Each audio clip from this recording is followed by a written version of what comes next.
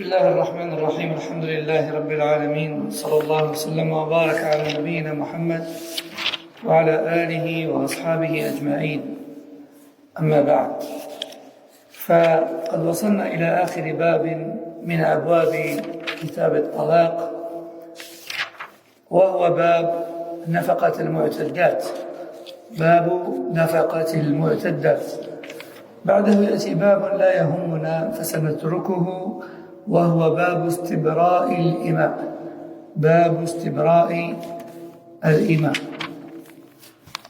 Donc nous sommes arrivés, alhamdulillah, à la fin du chapitre du divorce. Nous allons voir aujourd'hui donc le sous-chapitre des droits de la femme en période de viduité. Donc le droit de celle qui est dans sa idda, qui est-ce qui a des droits, qui est-ce qui n'en a pas, et quels sont ses droits. Ensuite, après cela, il y a un sous-chapitre qui ne nous concerne pas, donc je vais le délaisser, qui s'intitule Istibra' al-Ima. Donc la période de purification de la matrice pour la servante. Et en gros, la période à attendre, la période qu'il faut attendre avant d'épouser la servante si elle a eu des rapports. مثلا.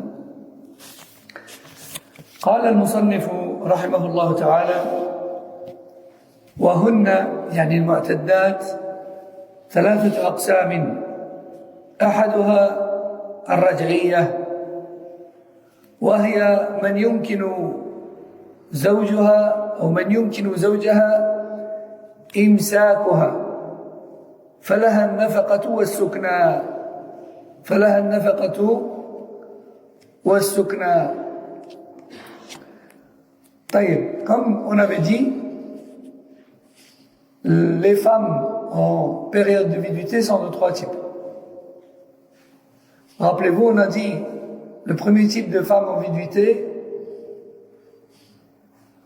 sont celles qui ont été divorcées moins de 3 fois et donc qui peuvent être reprises comme épouses avant la fin de la viduité. Celles qui ont été répudiées moins de 3 fois et donc qui peuvent être reprises avant la fin de la viduité. Ça, c'est le premier type de mu'tadda, de femmes en viduité. القسم الثاني وهي البائن في الحياة بطلاق أو فسخ. La deuxième catégorie de femmes en période de viduité, c'est celle qui a été séparée de son mari pour de bon, que ce soit par un troisième divorce ou que ce soit par l'annulation d'un contrat de mariage. Donc celle-là, elle est en période de viduité aussi. Mais la raison de la séparation, elle est différente de la première. Parce que sa séparation, elle est définitive. L'autre, elle peut être reprise. Mais celle-là, elle est définitive. Elle sait d'avance, et tout le monde sait d'avance qu'elle ne va pas retourner avec lui. Parce qu'elle ne peut pas retourner avec lui. C'est-à-dire que dans sa période de viduité, si l'un ou l'autre a envie de se remettre ensemble, il faut refaire le contrat de mariage et tout ce qui va avec. Il n'y a pas possibilité juste à ce qu'ils reprennent une vie commune sans démarche. J'espère que vous m'ayez compris. La femme qui a été répudiée, elle est divorcée une fois ou 2 fois, et elle est dans sa période de viduité, s'ils se réconcilient et qu'ils décident de se remettre ensemble, ils se remettent simplement ensemble. Et soit ils l'annoncent, voilà, on s'est remis ensemble, ou la matérialisent à un rapport, ou ce genre de choses, et là, s'ils ont repris une vie commune, il n'y a rien de spécial à faire, puisque le mariage était encore valide, était encore actif, si on peut dire ça comme ça. Par contre, la deuxième catégorie qu'on a citée, c'est celle qui, par exemple, a été divorcée une troisième fois. C'est tout, c'est définitif. Elle est en viduité, c'est normal, puisqu'elle ne peut pas refaire sa vie directement derrière, il faut attendre ce qu'on appelle l'istibra, la purification de la matrice. 3 menstrues. Ou bien le fasr, ou bien l'annulation de mariage. Par exemple, c'est la femme qui a demandé la séparation, lui a accordé. Pareil, elle doit attendre, genre entre une menstrue et 3, parce qu'il y a une divergence. Mais dans tous les cas, leur mariage, ça y est, il est terminé. Même s'ils se réconcilient le lendemain, ils doivent refaire un contrat de mariage, et une dot, et un repas, ils refont tout. Parce que ça annule totalement, en fait. Ils peuvent pas juste se remettre ensemble et c'est tout. Troisième catégorie, القسم الثالث وهي التي توفي عنها زوجها. Troisième catégorie, des femmes en période de viduité, ce sont les femmes veuves, celles qui ont perdu leur mari, il est décédé. Elle aussi, elle fait une viduité, on a dit. Mais, c'est une viduité particulière, parce que là, ni elle s'est fait divorcer, ni elle a demandé la séparation. Qadarullah, il est décédé. Donc ça, on a dit, c'est les 3 types de viduité. Une viduité qui est causée par un divorce annulable, si je peux dire. Une viduité qui est causée par une séparation durant laquelle on ne peut pas se remettre ensemble sauf si on refait tout. Et une viduité due au décès. Alors maintenant, dans chacune de ces viduités, à quel moment est-ce que le mari doit encore dépenser pour cette femme pendant la viduité et à quel moment il ne doit pas? À quel moment est-ce que la femme en période de viduité peut réclamer encore à ce qu'il dépense pour elle et laquelle d'entre ces femmes n'a plus de droit sur lui financièrement sauf si lui fait un geste. Première catégorie, celle qui a été divorcée moins de 3 fois et dont la viduité n'est pas encore finie, donc à tout moment il peut la reprendre comme épouse, elle est encore même sa femme, son statut c'est encore celui d'épouse. Alors à ce moment-là, à ce moment-là, il est encore dans l'obligation de dépenser pour elle. Et elle est encore en droit de réclamer ses droits. Elle est encore en mesure de réclamer ses droits. Et ce, sans divergence. Et maintenant, il l'a divorcé une fois ou 2 fois, et la viduité n'est pas encore finie, donc elle est encore rattachée à lui. Les 3 menstrues ne sont pas encore finies. Il est dans l'obligation encore de dépenser pour elle. Nourriture, vestimentaire, logement, etc. Mais si la viduité est terminée et qu'il n'a pas reprise, là, s'il se détache, il n'a plus de droit sur lui. Allah Azza wa Jalla dit dans le Coran, ce qui a pour sens, concernant justement les femmes qui ont été divorcées moins de 3 fois et qui sont encore dans leur viduité, logez-les là où vous habitez. Donc dans le contexte où il parlait justement des femmes divorcées, mais encore dans leur viduité, où c'est révocable, il a dit askinuhunna min haythu sakantum min wujdikum. Logez-les là où vous êtes. Logez-les là où vous êtes. Ça veut dire qu'elles ont encore un droit sur nous.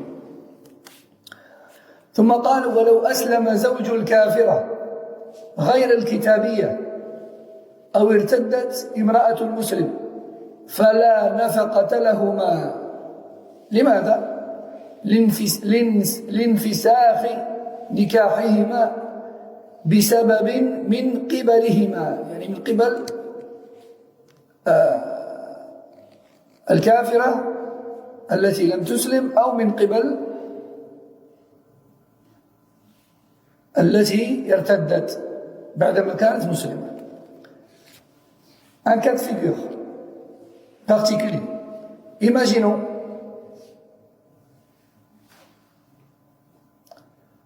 un couple marié de non-musulmans, un couple non-musulman marié, un couple chrétien par exemple.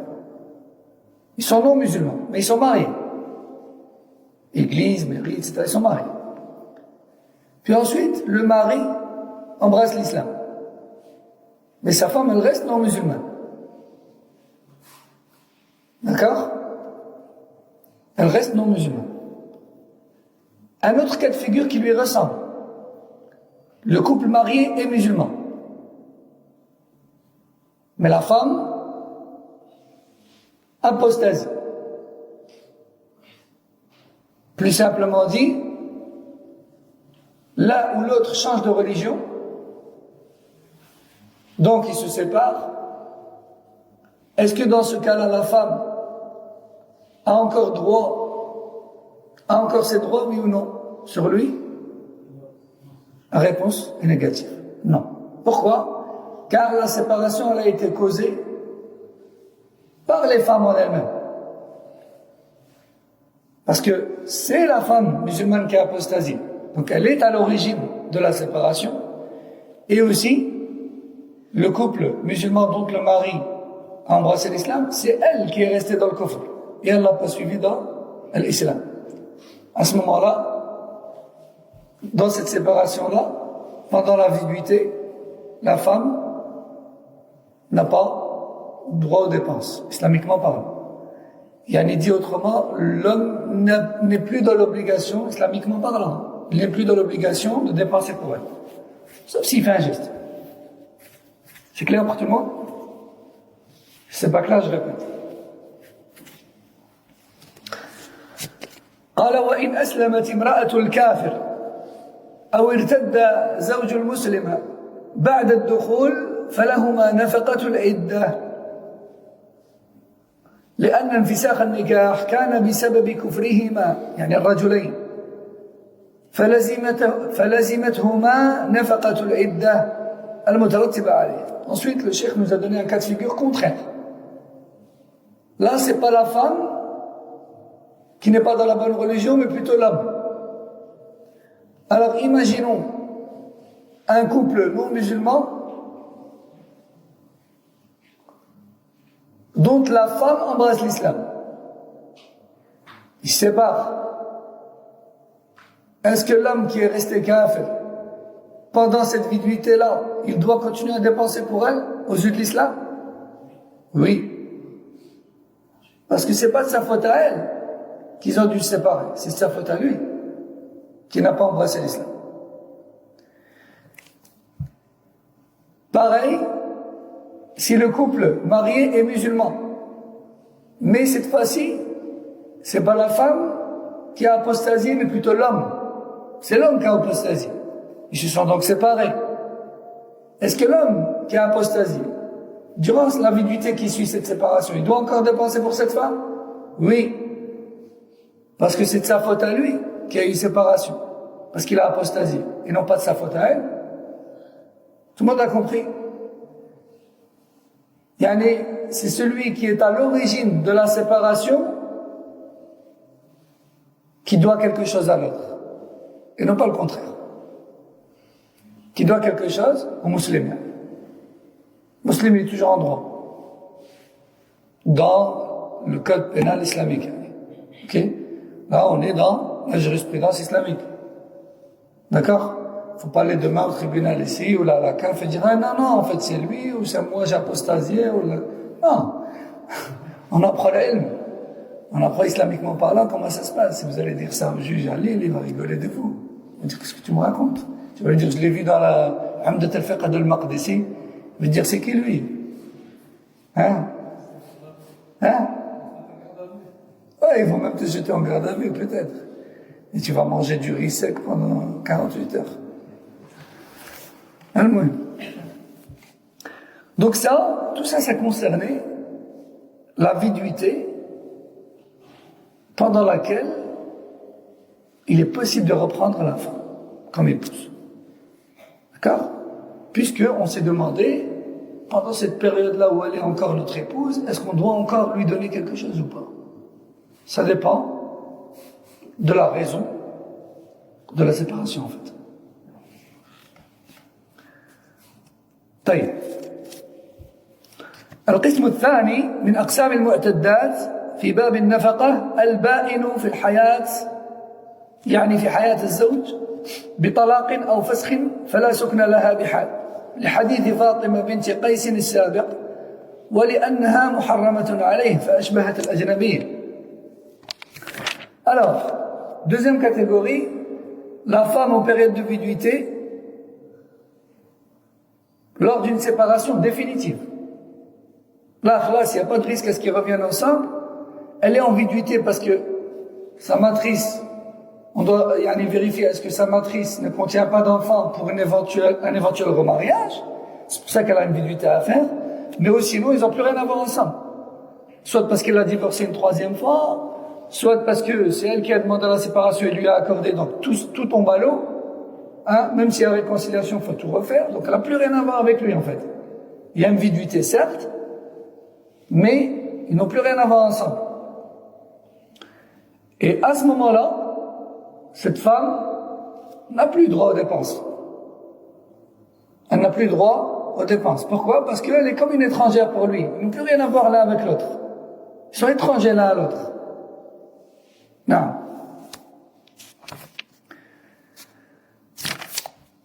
ولها يعني البائن في حياة زوجها بطلاق أو فسخ النفقة إن كانت حاملة وهذا مجمع عليه. Par contre, il y a un seul cas, il y a une seule situation où cette femme qui est séparée de lui définitivement a malgré cela encore droit à des dépenses. Quelle est cette situation? Dans le cas où elle est enceinte de lui. Comme Allah l'a dit dans Sourate Al-Baqarah. Si la femme de qui on se sépare est enceinte de nous, on est dans l'obligation de dépenser encore pour elle et pour ses besoins, car elle porte notre enfant. Donc elle a encore des droits sur son ex-mari. Même si elle n'a plus rien à voir avec lui, qui pourront plus se remettre ensemble. Du fait qu'elle porte son enfant en elle, elle a encore droit aux dépenses jusqu'à l'accouchement, plus encore pendant l'allaitement, si elle l'allait. Si elle l'allait, il doit encore dépenser pour elle. Parce qu'elle l'allait pour qui? Elle l'allait pour lui, c'est son enfant. C'est comme ça qu'Allah le dit dans le Coran. فَإِنْ أَرْضَعْنَ لَكُمْ. Si elles allaitent pour vous. Parce qu'en islam, l'enfant, bien que certains vont trouver ça bizarre, l'enfant appartient plus au père qu'à la mère. Certains suivent la logique de dire, oh, mais c'est la mère qui l'a porté, qui l'a allaité, qui l'a ceci, que cela, donc il lui appartient plus à elle. Ça, c'est leur raisonnement à eux. Mais le créateur de l'homme et de la femme et de l'enfant, lui, il a dit dans le Coran que l'homme vient plus du père que de la mère. Il dit dans sorte الطارق يخرج من بين الصلب والترائب. الصلب هو ظهر الرجل والترائب يعني صدر المرأة. فعم جسم الرجل والمرأة قال فقط يعني بينها وبين الرجل. يعني هذا صلب الرجل وهذا صلب المرأة. قال أن الطفل يخرج من بين صلب الرجل وترائب المرأة فهو للرجل أكثر منه للمرأة. ولذلك فإن الطفل ينسب لأبيه إذا كان نكاحا وليس زنا وليس سفاحا ينسب لأبيه. إذا أرضعت المرأة الطفل لأبيه ينفق عليه. Donc Allah Azza wa Jalla dit dans le Coran, en sourate Al-Tariq, l'être humain devrait prendre conscience de là d'où il vient. Après il dit quoi? Il vient donc d'une goutte qui est sortie entre le dos de l'homme et la poitrine de la femme. Entre le dos de l'homme et la poitrine de la femme. Ça veut dire qu'il est plus de l'homme que de la femme. Qui est-ce qui a dit ça? Pas nous. C'est lui qui nous a créés. Subhanahu wa ta'ala. Et dans Surat Al-Baqarah, il dit clairement, et si elles allaitent pour vous, votre enfant, alors dépensez pour elle. Jusqu'à la fin de l'allaitement. Hein? Alors certaines femmes sont d'accord de dire oui, il faut dépenser pour moi parce que je m'occupe de l'enfant là parce que je l'allaite. Mais elles ne sont pas d'accord de dire qu'il appartient plus au père qu'à la mère. Après ça, c'est autre chose. Al-Muhim, dans le cas où la femme est en période de viduité, même si cette séparation est définitive, si elle est enceinte, alors il doit encore dépenser pour elle. Il doit encore dépenser pour elle jusqu'à l'accouchement, et si elle l'allaite, alors encore jusqu'à la fin, jusqu'au sevrage. Allah Azza wa Jalla dit dans sourate Al-Talaq, وَإِن كُنَّ أُولَاتِ حَمْلٍ فَأَنفِقُوا عَلَيْهِنَّ حَتَّى يَضَعْنَ حَمْلَهُنَّ. Donc dans sourate Al-Talaq, Allah dit, si elles sont enceintes, alors dépensez encore pour elles jusqu'à l'accouchement.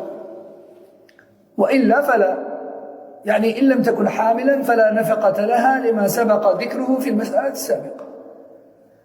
Par contre, si elle n'est pas enceinte, tout est fini, ça s'arrête là. القسم الثالث, donc ça concernait la femme qui est en viduité en vue d'une séparation définitive. Il n'y a pas de reprise possible parce qu'ils sont séparés définitivement. Donc, elle n'a plus de droit sur lui, sauf si elle est enceinte. Pourquoi? Parce que l'enfant qui est en elle, il a lui, il vient de lui.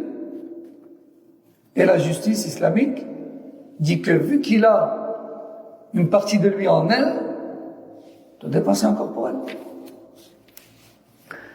القسم الثالث من أقسام المعتدات من باب النفقة أو في باب النفقة هي التي توفي عنها زوجها وهذه لا نفقة لها ولا سكنى لأن السنة إنما جاءت بأمر الحادة بفعل السكنى ولم يرد ما يدل على وجوب بذل السكن لها في الوقت أو في وقت العدة من قبل الورثة أو غيرهم وقد حكى بعض أهل العلم الإجماع على عدم وجوب النفقة للحادة غير الحامل.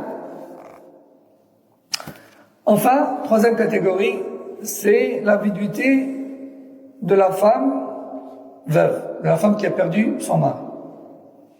Elle, de par le décès du mari, elle s'est totalement séparée de lui. Et du coup, il n'y a aucune obligation pour les héritiers de cet homme de dépenser pour cette femme. De dépenser pour cette femme. Bien sûr, on ne parle pas des enfants de la femme. Forcément, l'enfant doit aider ses parents, père ou mère. D'accord? Père ou mère. Donc, la femme qui perd son mari n'a pas droit aux dépenses. Elle a droit à sa partie d'héritage, ça oui. Et si elle est encore en galère, eh bien ses enfants, à elle, doivent l'aider, oui. Mais de là à dire que tout le monde lui doit des dépenses pendant sa viduité, non. Ça, non. Pareil pour le logement. Personne n'a d'obligation, si ce n'est ses enfants, personne n'a d'obligation de la loger.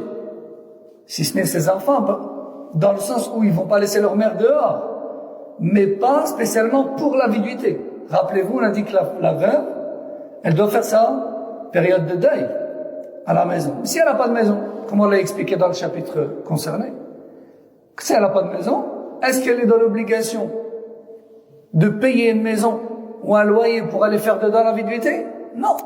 Et est-ce que qui que ce soit a l'obligation d'aller lui payer une maison pour qu'elle puisse faire sa viduité dedans? Non.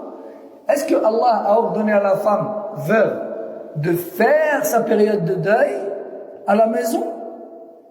Ou est-ce qu'il lui a ordonné de se payer une maison et de faire le deuil dedans? La première. Il a juste ordonné de faire son deuil à la maison. Il n'a pas ordonné de payer une maison pour pouvoir faire le deuil. Donc si la maison elle est encore là, tant mieux. S'il n'y a pas de maison, là c'est terminé entre elle et son mari. Elle a sa période d'héritage, sa partie, ou sa part d'héritage s'il y en a un. Ses enfants, il a aouen, c'est là en galère. Mais,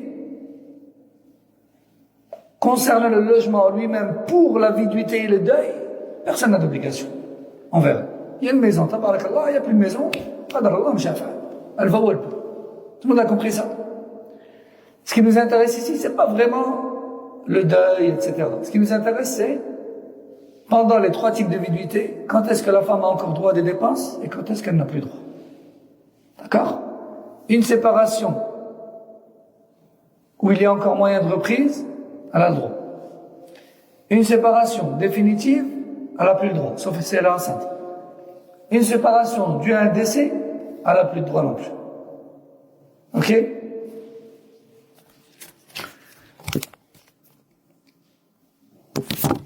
On va s'arrêter ici, Inch'Allah Ta'ala, parce qu'ensuite on va rentrer dans un nouveau chapitre, très intéressant aussi, toujours en lien avec le couple, qui s'intitule Al-Dhihar. Al-Dhihar, pour faire court, c'est un péché déjà, c'est haram. C'est le fait de se déclarer interdite notre épouse. Soit par colère ou dispute ou autre, et de dire, à partir de maintenant, c'est quoi, je te touche plus, t'es haram pour moi, gars. Comme si t'étais ma mère. Ça, c'est un grand péché. Et c'est haram. Et l'homme qui fait ça, non seulement il a commis un péché, mais en plus de ça, il pourra plus la toucher jusqu'à accomplir un acte expiatoire que l'on verra dans le chapitre, Inch'Allah Ta'ala. Non. هذا والله أعلم. Y a-t-il une question sur le cours d'aujourd'hui? سبحانك اللهم وبحمدك أشهد أن لا إله إلا أنت أستغفرك وأتوب إليك. صلى الله وسلم وبارك على محمد. السلام عليكم ورحمة الله وبركاته.